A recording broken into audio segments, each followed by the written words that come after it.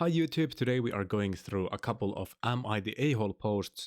If you want to see more content like this, definitely leave a comment below telling me to do this or just like the video so I know to post more. But yeah, let's jump straight into it. Am I the a-hole for missing my father-in-law's funeral after my mother-in-law booked my husband first class, but me economy with two C's for whatever reason. Extra thick economy, I guess. Me, female 31, and my mother-in-law don't have a close relationship with another typo. I'm gonna say she is the a-hole just for the typos. This isn't even my first language. How am I supposed to survive through this? She is civil towards me, but can be a bit passive-aggressive at times, and we tend to disagree oftentimes. We live in a different state. Father-in-law passed away suddenly, and mother-in-law told me and my husband to come attend the funeral. She booked our tickets to fly to her state.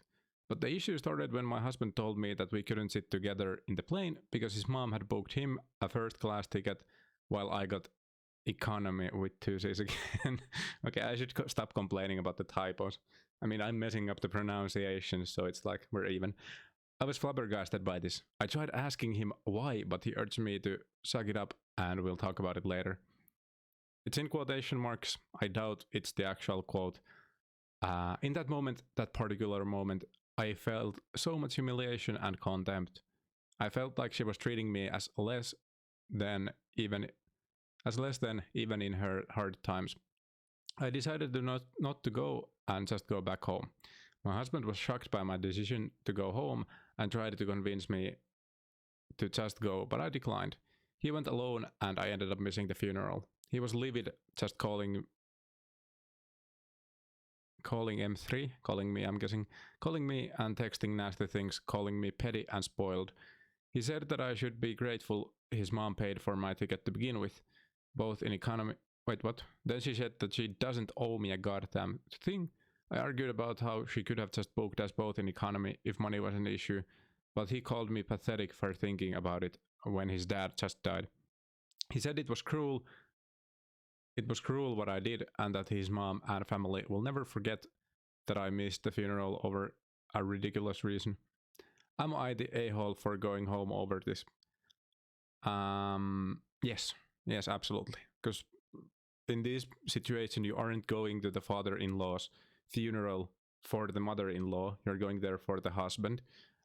Then you probably lied at the very best.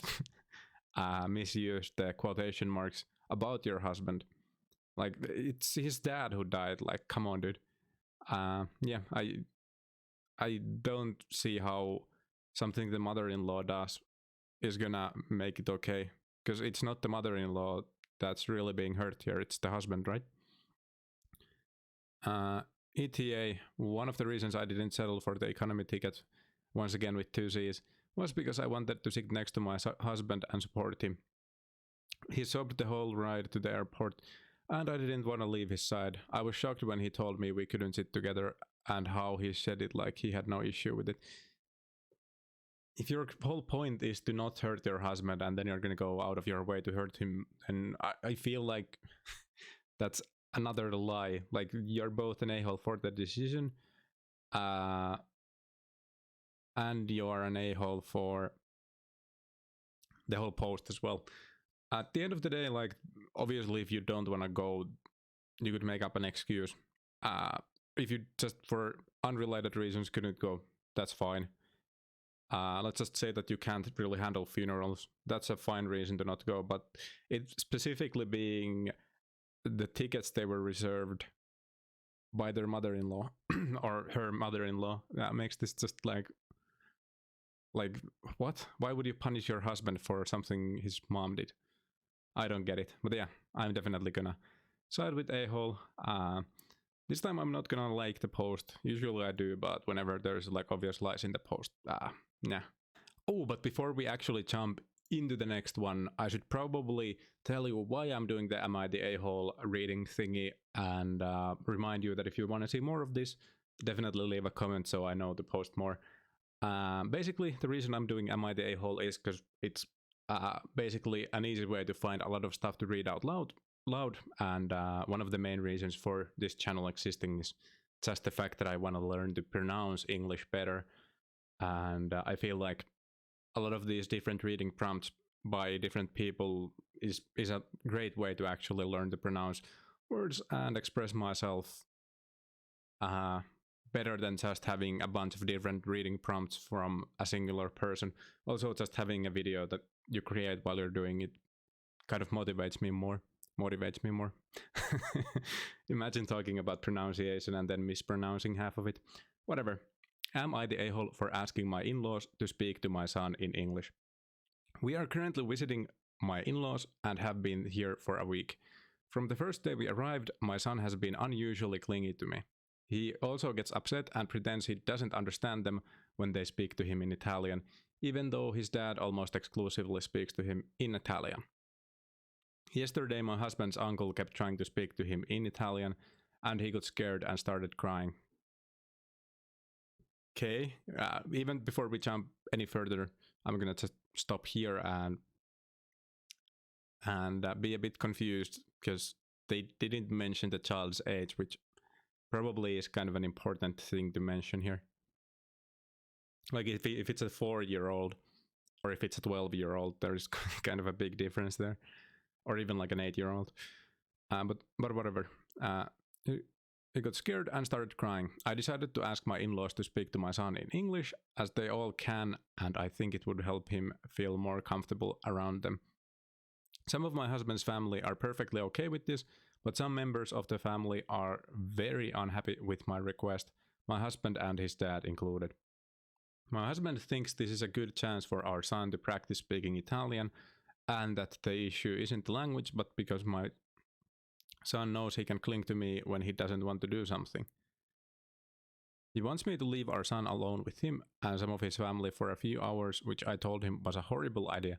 My father-in-law thinks I don't understand how important it is for him to know Italian and to appreciate and honor his heritage. Well, I mean, first of all, if he knows how to speak English, then it's a childish tantrum, and rewarding those isn't really a healthy parenting thing. Like, that's something you shouldn't do as a parent. But once again, there's a lot of info we don't have, so we can't say too much. But yeah, I mean, this completely depends on the age of the child. If it's like an 8-year-old, yeah, the person isn't really an a-hole. Parenting is hard. You can't expect everyone to get it right, and honest mistakes don't make you an a-hole. It's probably not the right call, but assuming once again that it's not like a really small child, it's probably not the right call, but that doesn't make the mom an a-hole. Yep. Actually, this does remind me of like a situation with myself as well. I kind of wish that I had learned either Turkish or Kurdish with since my father's family speaks a bit of both. But I never ended up learning either of those languages, and it does kind of bother me that I missed out on the opportunity. Although in my case, it was more of the fact that since they had like 3 native tongues, whenever they kind of spoke all 3 mixed together. So I couldn't learn any single language by listening to them. But yeah, I mean, once again, if it's a young child, then that's the correct call to make. And if it's a bit older child, then obviously they're probably kind of in their preteen angst, probably going to miss out on a huge opportunity, and the mother shouldn't support it. But once again, you always want to protect your children, so it makes sense. Doesn't make it anyone, no one there is an a-hole. But yeah. Aha, that's not what I meant to do. But yeah, with that being said and done and read, I think this is the end of the video. So dudes, dudettes, and everything in between, I hope you have a great day, and I'll see you in the next video. Bye.